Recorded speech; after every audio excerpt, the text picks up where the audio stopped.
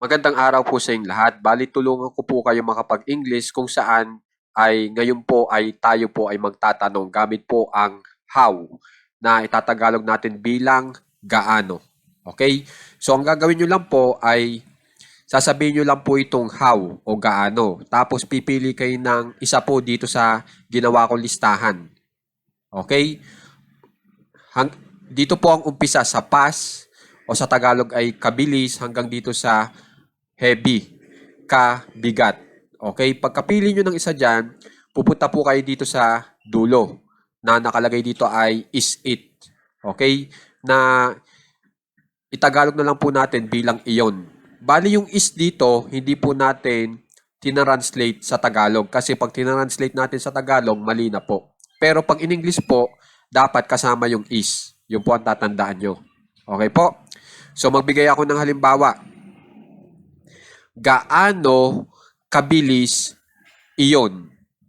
Yun yung tanong natin sa Tagalog. Pag i-English nyo yun, ito po yung tamang English. How fast is it? Okay? Tapos, makikilagyan po ng question mark o tandang pananong sa dulo. Na ang ibig sabihin ay yung isinulat nyo po ay isang tanong. Okay po? Isa pang halimbawa. Gaano kalapit iyon? How near is it? Okay, kung mapapansin nyo, nakakapagtanong na po agad tayo sa English gamit po itong how o sa Tagalog ay gaano.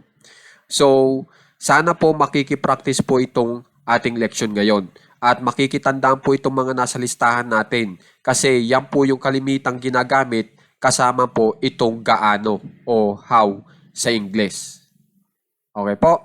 So, isa pang halimbawa.